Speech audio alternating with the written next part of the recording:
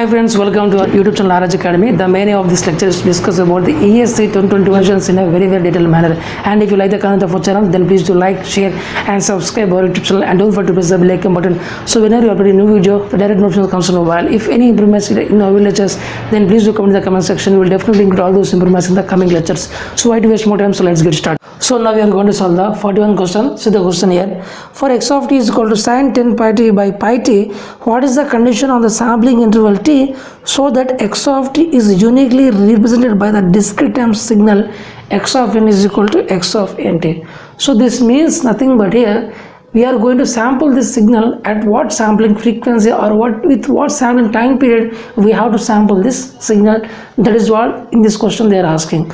So what are the four options? Option A, at t less than 1 by 10 seconds is the correct solution of this question. So let's solve this numerical. So this is a signal x of t is equal to sin 10 pi t by pi t. So for this signal we have to find what is the sampling interval, means sampling time period for the condition in order to make this happen, in order to get back the original signal from sampling. So here if you see carefully, sin omega t, so omega is equal to 10 pi. So omega is nothing but 2 pi fm. Fm is called as a message signal frequency. So what is the message signal frequency? So it's called 10 pi. So if you solve this one, we are going to get the frequency of this message signal x of t, it is 5 hertz. So always we have to do the sampling frequency, always it has to be greater than or equal to twice the message signal frequency. This is the condition, then only there will be no aliasing effect, then we can easily get back the original signal from its samples. So therefore here in place of fm substitute here 5, so therefore f is greater than or equal to 2 into 5, which is 10 hertz. So therefore the sampling frequency, so sampling frequency is equal to 1 by ts.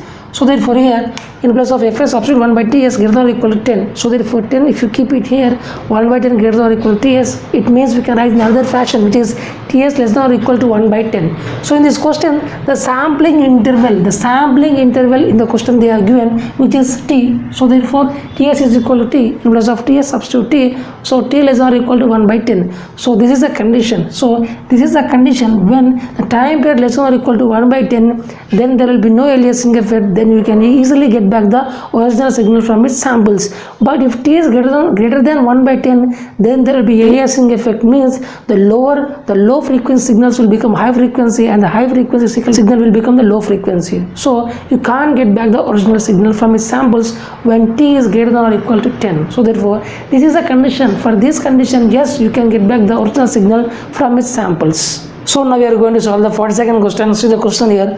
Which one of the following statements is correct for full amplitude modulation? So which of the following is the statement is correct for the full amplitude modulation? So basically what is the true meaning of the full amplitude modulation we need to discuss here. So what are the four options? Option A is the correct solution of this question, means the full amplitude modulation is going to consist of the carrier signal and also the upper sideband and also the lower sideband signals. So therefore option A is the correct solution of this question. So basically full amplitude modulation means the signal S of t AM is going to contains the carrier signal and also the upper sideband and also the lower sideband. Only these three components are going to present in that signal, then the signal is said to be a full amplitude modulation is done on that signal. So therefore this is the correct solution of this question. So now we are going to solve the 43rd question. See the question here. A 220 volt 960 rpm 80 ampere separately excited DC motor has an armature resistance 0.06 ohm. Under rated conditions, the motor is driving a load whose torque is constant and independent of speed. The speeds below the rated speed are obtained with armature voltage control and the speeds above the rated speed are controlled by the field control. So what is the motor terminal voltage when the speed is 620 rpm? So basically at the rated conditions they are given the motor speed is 960 rpm. And also in this question they are given that the torque is constant and also it is independent of the speed. So no matter whatever the speed, the torque is always constant also they are given. And also they have given that here whenever you want to control the motor speed above the rated speed, then we are going to use the field control, and whenever you want to control the speed below the rated speed, you are going to use the armature voltage control. So based on this, these two information is also given in the question. And now at the 620 RPM, we have to find what is the motor terminal voltage. If you see carefully, the 620 RPM is lesser than the rated speed, which is 960 RPM. So therefore, this speed is below the rated speed. Means in this method, now we are going to use the armature voltage control. So by using the armature voltage control, we are going to make his speed below the rated speed. So in this method, we are going to use only the armature voltage control. So now we have to find at this speed 620 RPM what is the motor terminal voltage we need to figure out. So what are the four options? Option D, 143.78 volt is the correct solution of this question. So let's solve this numerical. So in this question they are given that for 20 volts and 960 RPM, the current drawn by this motor is 80 ampere when the armature resistance is 0.06 ohm. So therefore this is a circuit of the separately excited DC motor. So for the separately excited DC motor, this is the condition. And also they are given that whenever the speed of the motor is greater than the rated speed, means we are going to use the field control method, means flux control method we are going to use. Whenever the speed is lesser than the rated speed, then we are going to use the armature voltage control method we are going to use. In the second case, they have said that at the 620 RPM, we have to find what is the terminal voltage of the motor. So the terminal voltage of the motor itself means this is a V2. So we have to find what is the V2 value we need to figure out, because this is the terminal voltage of the motor. So therefore, if you see carefully, the 620 RPM is lesser than the rated speed. So therefore, this is the condition we are going to use. So by using the armature voltage control only, we can get the speed below the rated speed. So we are going to use only the armature voltage control, but not the flux control method. So by using this armature voltage control, we are going to get a speed of 620 RPM. So therefore, if you see carefully, what is the armature voltage control? Armature voltage control means we have to change the supply voltage. Means if you want the lower speed, means you have to reduce the supply voltage. So if you reduce the supply voltage, then the motor speed is also going to decrease. So blindly we can say the V2 value will be always lesser than the V1 value. But we want to know what is the exact value we need to figure out. So here in the question they also given that the torque is independent of speed. At each and every speed, the torque is a constant. But actually, suppose if you are driving any cycle, here, suppose there is a seat here, back seat. If number of people are going to sit increase, so suppose if you want to make a speed of N1, here now you are going to use some torque TA. Suppose a one person back, again sat back at the back side. So now there are two people on the cycle. So now you have to make an extra electrical torque. So therefore you have to make an extra force in order to extra torque in order to make the same speed. So as the number of people are going to sit in a cycle increases, then in order to make the same speed, you have to produce more and more and more of electrical torque, or the torque you have to make on the cycle. So mechanical torque. So basically here, but in this question they are given the torque is independent of speed. So therefore here torque is nothing but torque is directly proportional to flux into current. So torque is directly proportional to flux into current, armature current. So here in this question we are using the armature voltage control, means only we are going to change only the supply voltage of this motor. So we are not doing anything regarding the flux control. Flux control method only. In the flux control method we are going to change the flux of the machine. So therefore here this EB is directly proportional to N into phi. So therefore N is directly proportional to EB by phi. So in the flux control method we are going to decrease the flux. So therefore the speed is going to increase. So therefore in the flux control method, by decreasing the flux we are going to get the higher speed, means we are going to go above the rated speed. So that is the flux control method. In the armature control method we are not going to do anything. We are not doing anything with the flux. So therefore the flux is treated as a constant in the armature voltage control, but not in case of the flux control method. In the flux control method the flux is a variable, but in armature voltage control we are going to keep flux as a constant. So therefore torque is directly proportional to armature current. So in this question always they are given that the torque is always constant no matter whatever the speed. At 960 rpm and also 620 rpm the torque is same. So therefore if the torque is constant means the current is also a constant value. So therefore the armature current is also a constant. So in both these cases the armature current will be same. Suppose in the first case the armature current is IA1 drawn and in the second case the armature current is IA2. So in both the cases it will be same, which is IA1 is equal to IA2 is equal to 80 ampere. So now here EB is called as EB is equal to P phi N by 60 into Z by A. This is the standard formula of the back EMF. So only two variables, flux and speed. So therefore EB is directly proportional to flux and speed. So because we are using the armature voltage control, so flux is always constant. So therefore EB is directly proportional to N. So therefore EB1 by EB2 is equal to N1 by N2. So EB1 is nothing but for the first case and N1 for the first case, and this is the second case. So here I want to know what is the EB1 value. So therefore here if you take the KVL in this loop, so V1 is equal to IA1 into RA plus EB1. So I know the value of V1, the terminal voltage which you are going to apply, which is 220 is equal to armature current is 80 ampere into RA 0.06 plus EB1. EB1 is the only unknown in this equation, so we can get EB1 is equal to 215.2.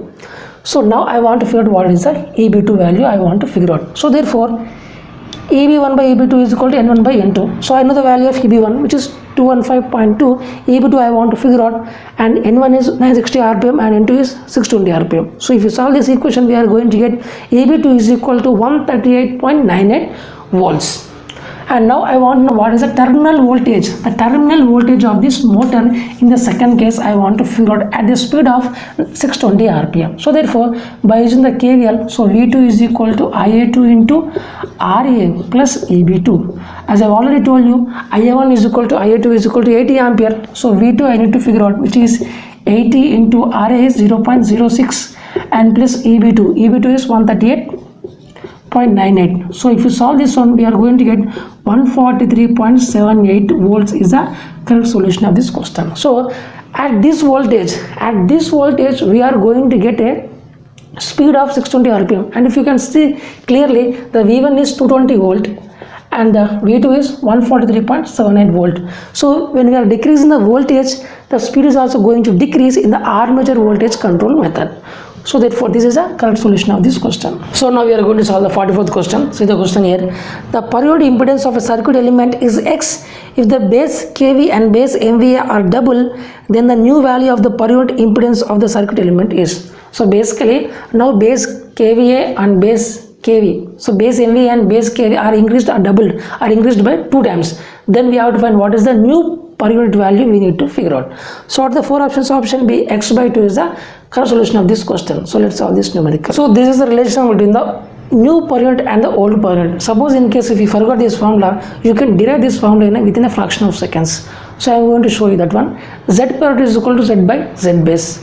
So Z base is nothing but V base square by S base. So if you rearrange this one, it will become Z into S base by V base square.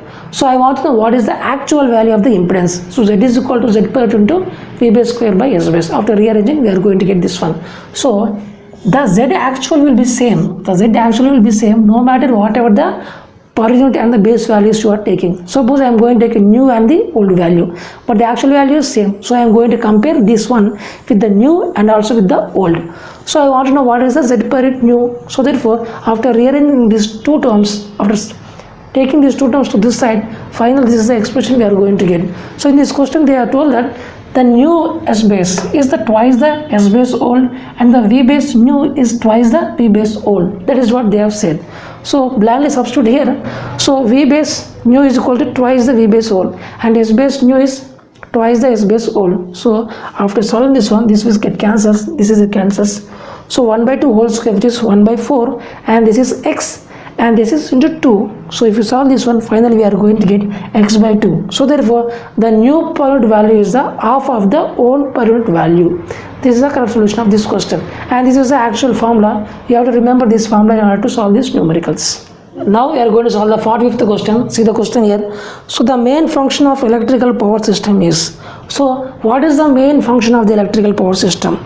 So let us see the option A, transmit energy with maximum efficiency. Yes, that is the true aim of the power system. So always the power system means the always agenda of the electrical power system is to transmit energy with the maximum efficiency, means the losses should be very low.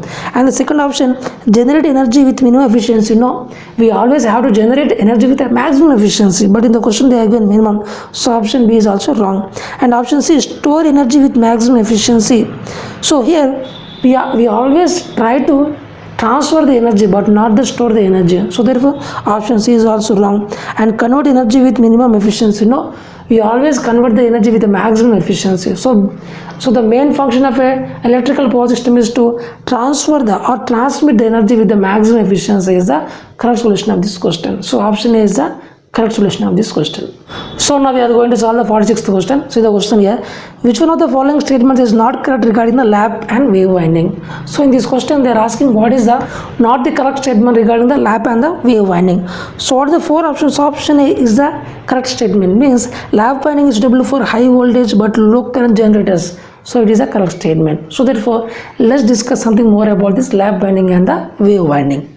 So now we are going to discuss the difference between the lap winding and the wave winding. So basically lap winding and the wave winding. So I am going to assume, suppose there are 6 conductors, 6 armature connectors. So this is a diagram of the each individual armature conductor. So these are 6 conductors and these are also 6 armature conductors. So here I am going to assume the number of poles is equal to 6. So I am going to assume the number of poles which are present in this motor is 6. So therefore 6 poles are going to present. So always in lap winding the number of parallel paths is equal to number of poles. So as the poles is always an even number, it has to be always an even number. So the number of parallel paths in the lap winding is equal to number of poles. So therefore here 6 poles means 6 parallel paths has to be there. So 1, 2, 3, 4, 5, 6. So therefore this I am going to remove. There are 6 armature connectors. So therefore I am going to connect in the parallel fashion, like this I am going to connect in the parallel fashion. So therefore these two all are connected in the parallel. So this is a parallel connection. So I am going to assume each armature connector of rating of 1 ampere and also 1 voltage, means each armature connector is going to have a reading of 1 ampere and 1 volt. So I am going to assume this is a 1 ampere. This is also 1 ampere. So this is also 1 ampere. So this is also 1 ampere, 1 ampere, and this is also 1 ampere. It can generate a current of 1 ampere. And this is the voltage of 1 volt. Here also voltage of 1 volt. Here also voltage of 1 volt. The rating voltage of 1 volt. So here also 1 volt. Here also 1 volt. So if you see carefully, all these are connected in parallel. So therefore the rated voltage, the overall voltage is also 1 volt. So total voltage is also 1 volt.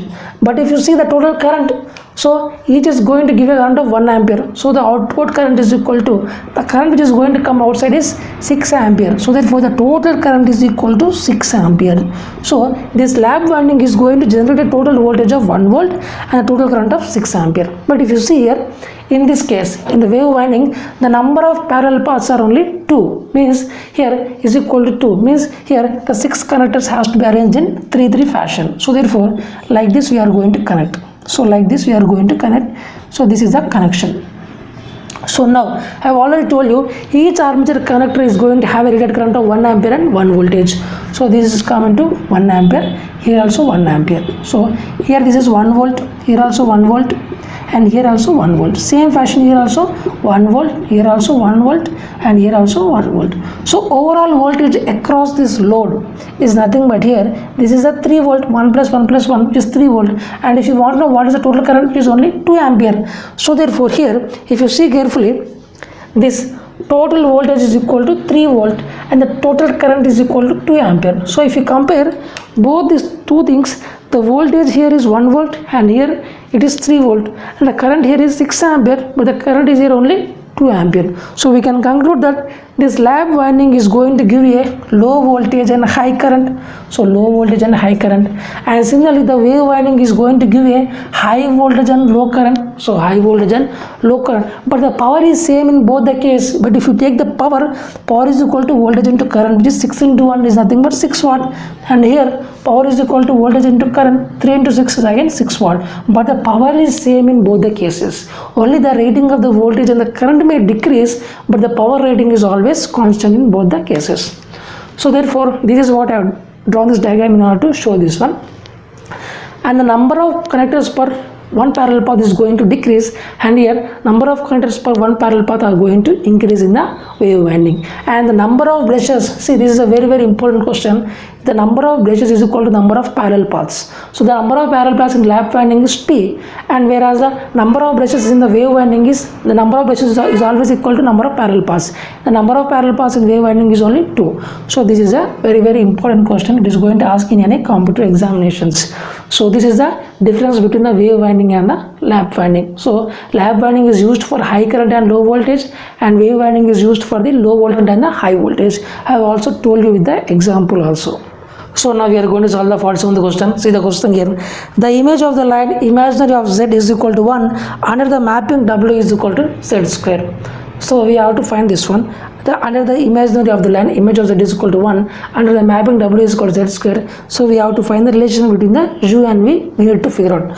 So what are the 4 options? Option B is the correct solution of this question. So let's solve this numerical.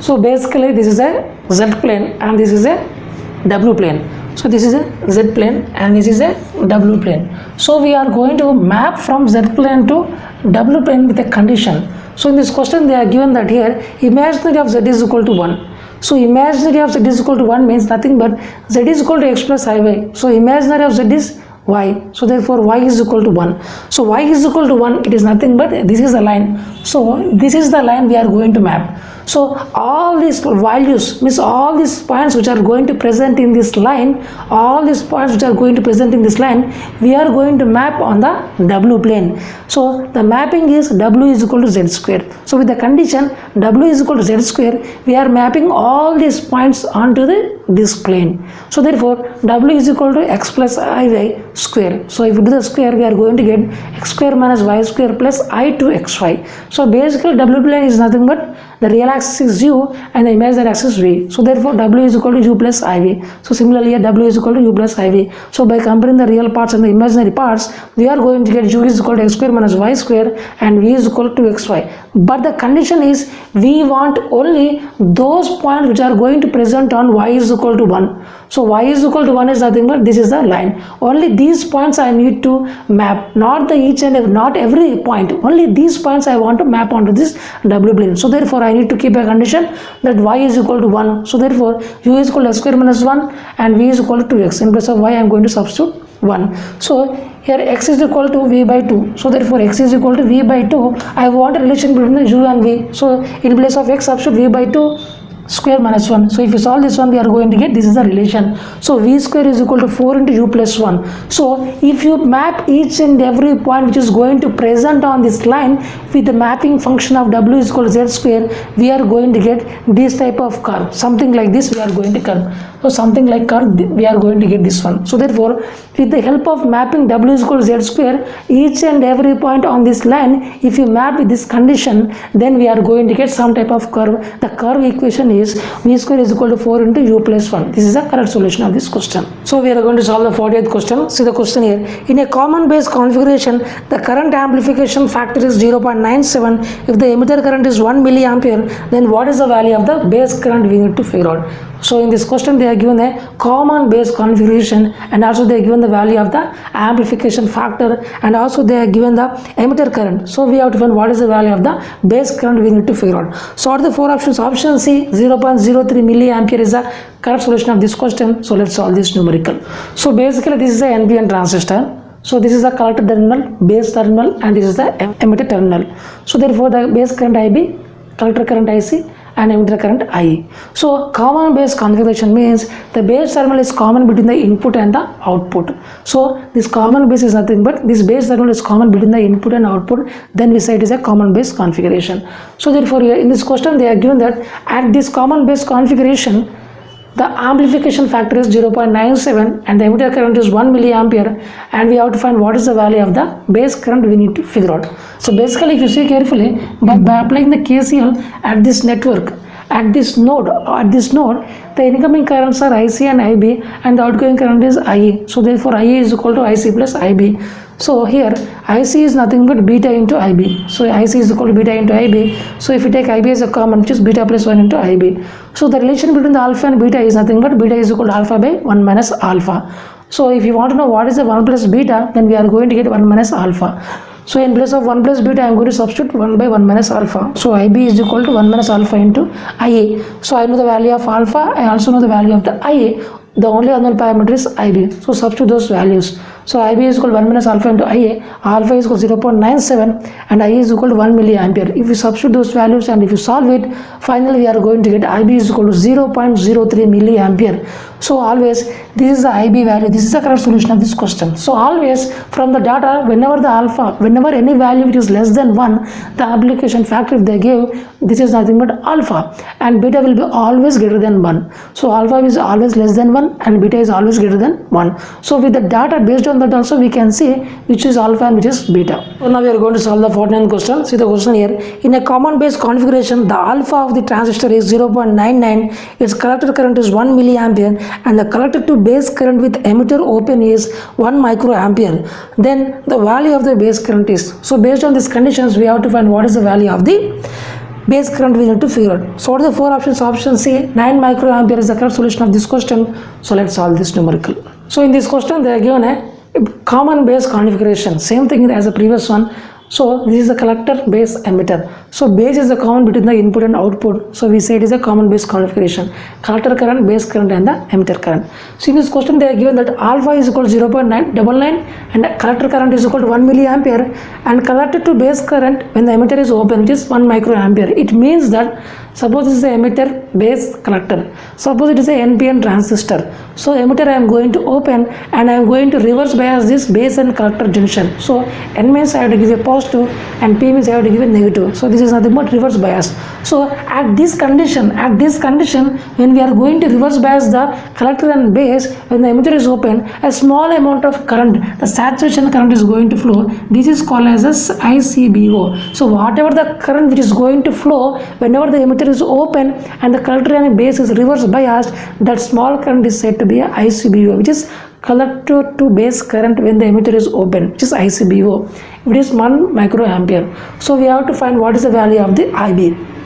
So basically the equation is IC is equal to alpha into IA plus ICBO. So generally whenever ICBO is not given in the question, then we can neglect this one. But actually if in the question they are given ICBO, then we have to use this one, which is ICBO. So therefore collector to base current with emitter open. So you know each and everything. IC is 1 milliampere and alpha is 0.99 and ICBO is 1 to 10 to the power of minus 6. So if you solve this equation, we are going to get I is equal to 1.009 milliampere.